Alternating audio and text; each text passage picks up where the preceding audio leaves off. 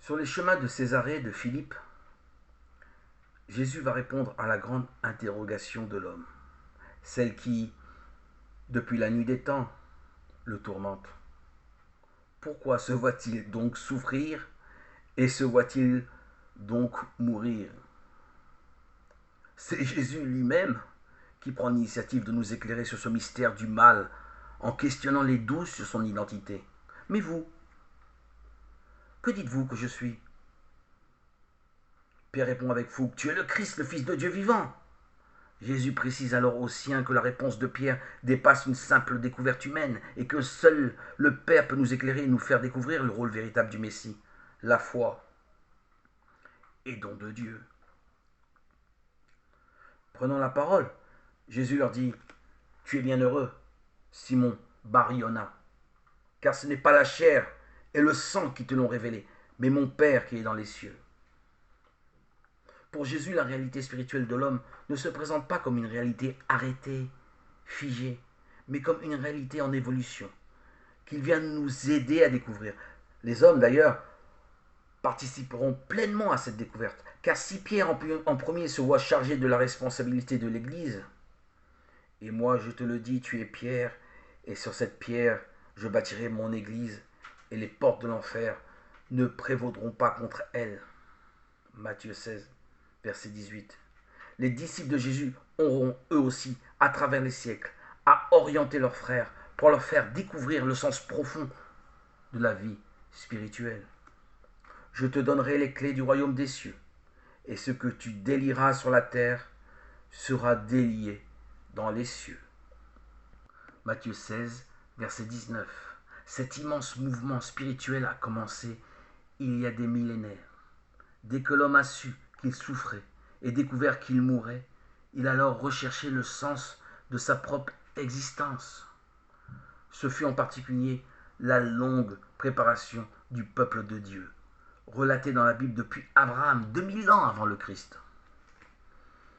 Au fond, les grands livres de la Bible, la Genèse, la sagesse, les psaumes et les prophètes, nous livrent l'écrit de l'homme à la poursuite de ce Messie en dehors duquel son histoire est absurde, car être créé pour ne se découvrir que mortel est une sinistre farce.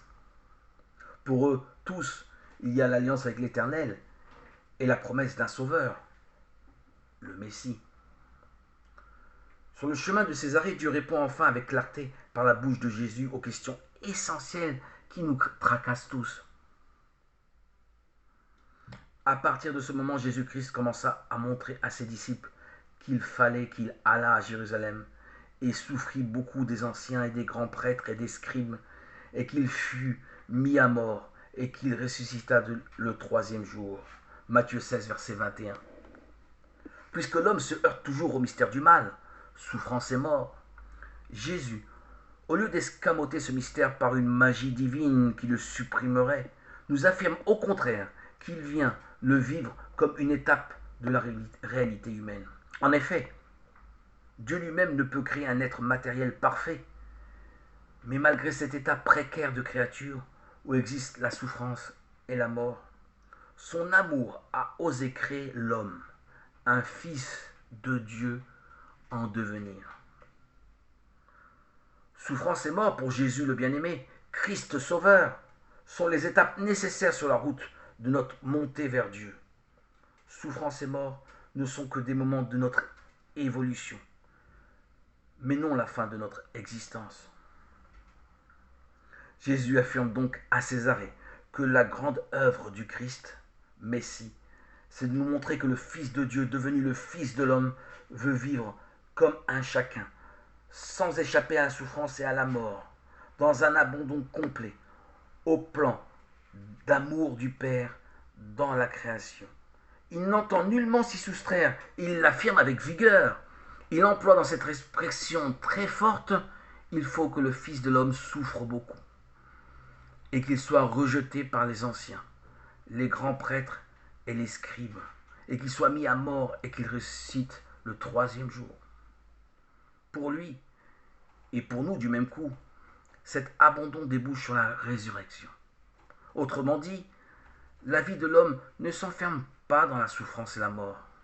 Pour le chrétien, même s'il en est écrasé bien souvent, le mystère du mal n'est pas un absolu.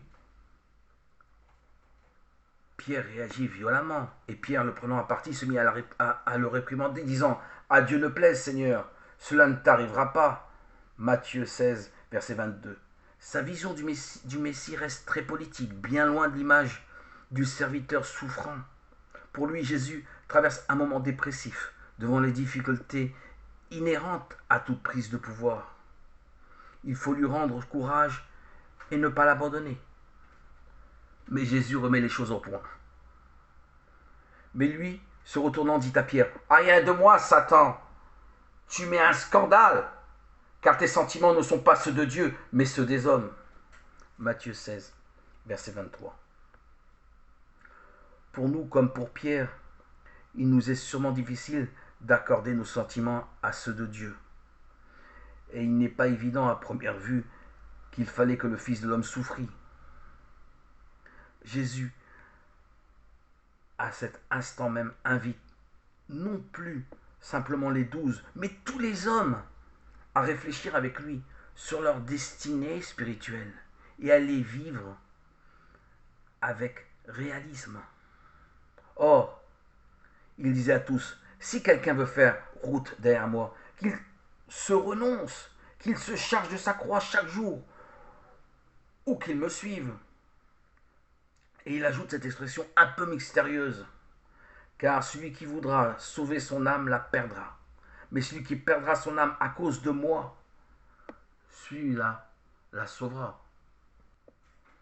Perdre son âme, n'est-ce pas comme pour Jésus accepter de la remettre entre les mains du Père, comme lui a su le faire à Gethsémani et au Calvaire?